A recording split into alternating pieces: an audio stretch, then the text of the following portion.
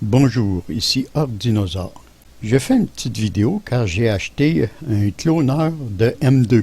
Là, présentement, j'ai branché à l'ordinateur avec un câble USB. Moi, c'est un câble USB type C. Fait que j'ai une prise, moi, après mon ordinateur qui est de 20 gigabits. Fait qu'il peut communiquer avec l'appareil quand il est connecté en mode PC à 20 gigabits. Si je le brancherais à un type A qui appelle, là, je pourrais au maximum aller à 10 gigabits. Mais moi, vu que c'est un C, je vais à 20 mégabits. Ça, c'est quand il est branché mode PC. Il faut que l'alimentation soit connectée, puis il faut aussi que la prise soit connectée. Vous voyez, présentement, j'ai inséré mon M2 que je veux copier les données. Il y a une petite chose, par exemple.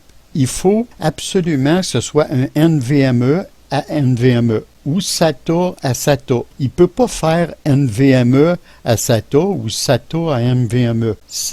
Non, ça ne fonctionne pas, ça. Il faut que ce soit de même type. Puis pour la grosseur, il faut que le M2 soit égal au cible ou plus petit. Il ne faut pas qu'il soit plus grand que le cible, ou sinon ça ne fonctionne pas. Toutes les LED vont s'allumer, s'éteindre, ils vont clignoter comme quoi que le clonage a échoué. Il faut absolument que ce soit égal ou plus petit, pas plus grand. Puis vous voyez ici, ça c'est un NVMe, il y a 5 petits connecteurs. Et sur le SATA, il y a aussi 5 petits connecteurs. Il faut faire attention parce qu'ici, il y en a 6. Fait que quand vous le connectez ici, il faut que ce soit les 5 petits connecteurs qui soient dans ce sens-là. Ici, vous avez, quand que vous le connectez avec le câble USB, les deux lumières ici s'allument, s'il y a deux M2. Et ici, le mode PC, la lumière s'allume pour le mode PC.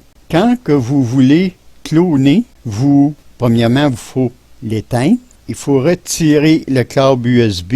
Puis là, il va faire le clone en mode hors connexion. Puis en mode hors connexion, c'est plus la LED ici qui est allumée, c'est la LED marquée 100% à clone. Mais il ne fait pas son clone encore. Il faut appuyer sur ce bouton-là pour que le clone se fasse. Là, je vais appuyer sur le bouton pour commencer à faire le clone.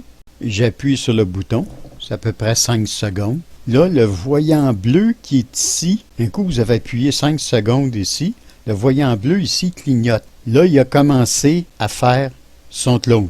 Il fait les 25 premiers. Et là, je vais le laisser fonctionner. Vous voyez, là, je suis hors connexion. Fait qu'il n'y a pas de... Ces unités-là ne sont pas affichées. Très bon petit appareil. Il s'agit juste de comprendre comment ça fonctionne. Il faut juste mettre... Vous voyez ici les 5 petites coches. Vous le voyez, c'est ici les 5 petites coches, là aussi. Que ce soit avec NVMe, que ce soit avec SATA, il y a ces 5 coches-là. Et c'est la même chose pour le SATA que pour le NVMe. Il faut que le disque soit égal ou plus petit que celui-là. Il ne faut pas que celui-là soit plus grand. Même chose pour le SATA. Là, quand j'ai déclenché mon clone, la prise USB est à déconnecter parce que je suis en mode autonome quand je fais un clone.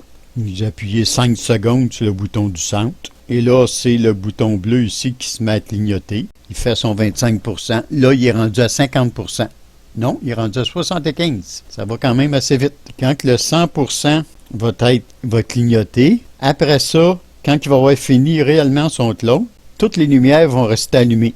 Là, pour l'instant, la lumière bleue ici, elle clignote. Après ça, ça va être l'autre qui va clignoter. Mais si à la fin du clone, toutes les lumières clignotent, ça veut dire que ça a échoué. Ça pourrait arriver si vous avez un M2 qui est défectueux ou vous avez mis un M2 qui est plus grand ici que celui-là. Il faut absolument qu'il soit égal au plus petit. Là, c'est le 100% qui clignote. Quand il va arrêter de clignoter, ça veut dire qu'il a fini de cloner. Là, le clone est fini. Toutes les lumières bleues sont allumées. Il n'y en a aucune qui clignote. Ça veut dire que mon clone a réussi. Là, pour arrêter tout, il faut éteindre l'appareil. Là, on va connecter notre câble USB. On va enlever notre original, puis on va garder juste le clone dedans. Et là, on le rallume. Et vous allez voir qu'il va ouvrir une fenêtre. Il est supposé de l'ouvrir. Là, vous voyez, il s'est rajouté ici.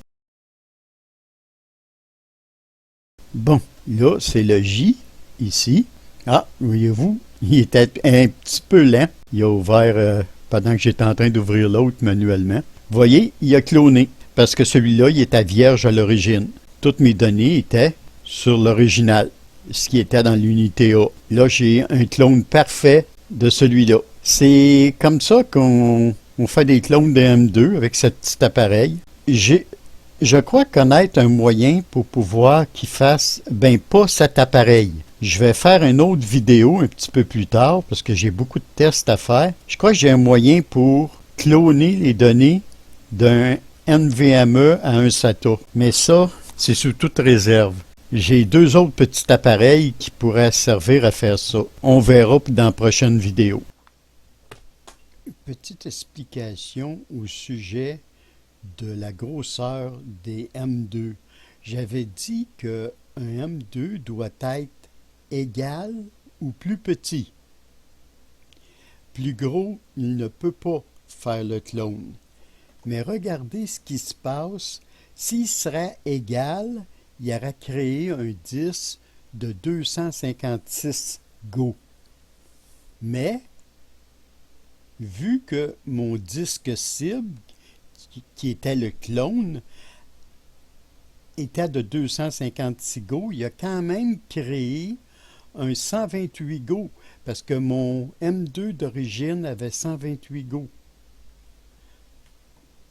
Petit problème, c'est qu'il y a 128 Go non alloués.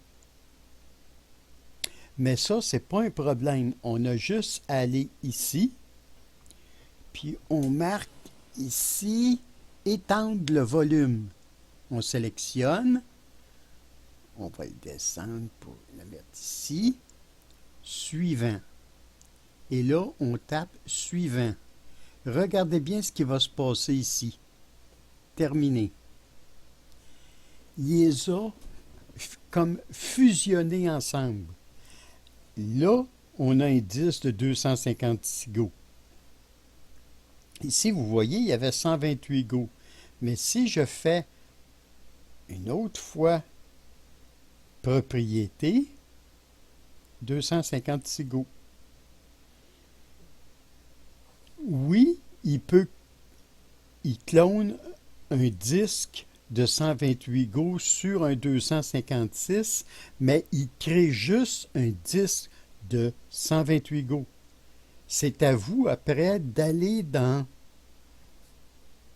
le gestionnaire de disques puis d'aller les fusionner ensemble.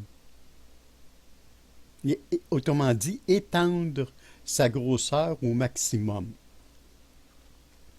C'était juste l'explication que j'avais oubliée dans la vidéo. C'était Org Dinosaure. Salut, à la prochaine!